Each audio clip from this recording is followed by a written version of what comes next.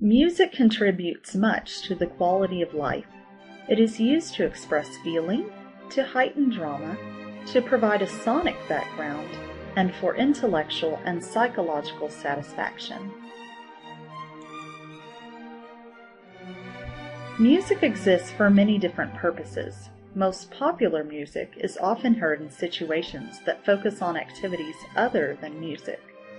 The opposite is true for concert music. Let's think about this for a moment. Music that's heard in situations that focus on activities other than the music would be, for instance, the background music in a movie. It might be the music that you hear in a cafe or in a bar. So there's a lot of different places where we hear music, but we're not actually putting all our focus on it. When we hear concert music, the expectation is that you will be focusing solely on that music. Let's get a definition of ordinary music. Are some uses of music better than others? Not really. Music is created for different purposes. We'll refer to popular music as ordinary just because of its transitory nature. It's here today and gone tomorrow.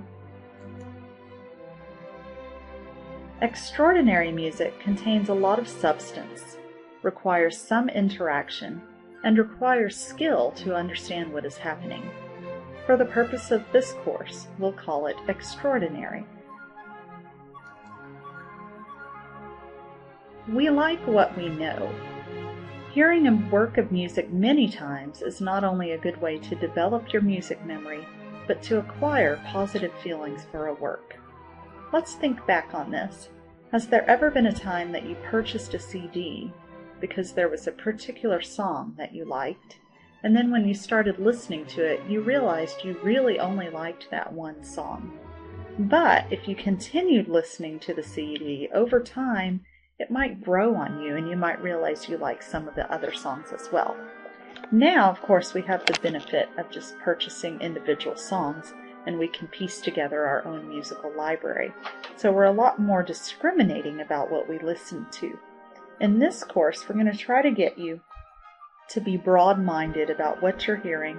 Listen to it multiple times just to give yourself an opportunity to get used to it and maybe even to develop an appreciation for it. Now we're going to talk about how to listen. This is going to be the most important part of this first lesson. Learning to listen to music perceptively is an essential part of a music appreciation course. Active listening requires that the listeners mentally participate in the process. So try not to mentally check out. Make sure that you're really thinking about what you're listening to. If you find that you're distracted or don't have the time right then to really focus on it, then come back to it at another time.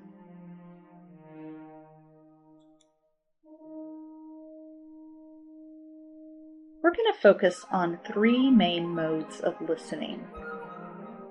All 3 modes are important, but surely musical listening will be the most challenging mode of listening. It requires the most education and effort. However, the other 2 modes are very important. Without psychological involvement, listening to music becomes a sterile intellectual process.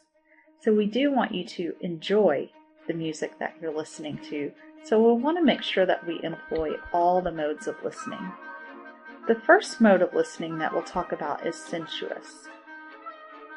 And sensuous music basically means that we're appealing to the senses. So the music's sensual power is observed when chills run down your back, or you feel butterflies in your stomach when you hear an exciting musical climax. So this is mainly a physical sensation, a reaction to the music.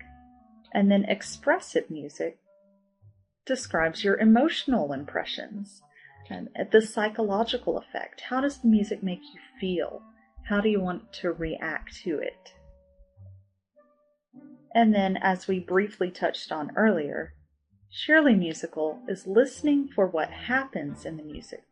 The notes being played, the speed, the instruments, the degree of loudness, the harmonies. This mode of listening also helps you be aware of the skill and imagination of the musicians. Now we're going to connect the dots.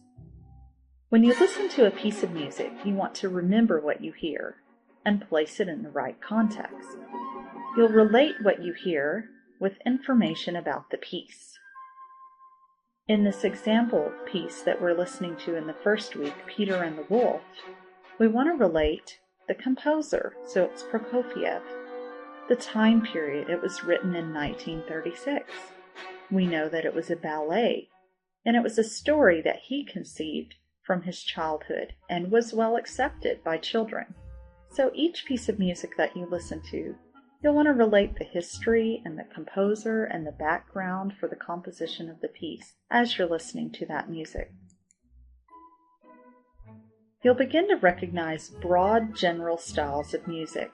As we progress in the course, you'll recognize them by time periods. So we'll start with the Renaissance music, then we'll learn about the Baroque, and the Classical and the Romantic eras, and then at the end of the course, you'll be able to categorize those into specific genres. Just by listening, you'll be able to identify some characteristics and know which time period they belong to. As you've been watching this presentation, you've been passively listening to Peter and the Wolf, which has been playing in the background.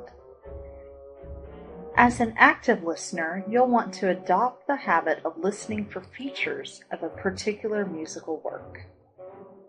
The features that we'll be looking at initially are the nature of the melodies, nature of the themes, the texture of the music, the nature of the rhythm and its patterns, changes in dynamic levels, important tone qualities, the form, and musical techniques.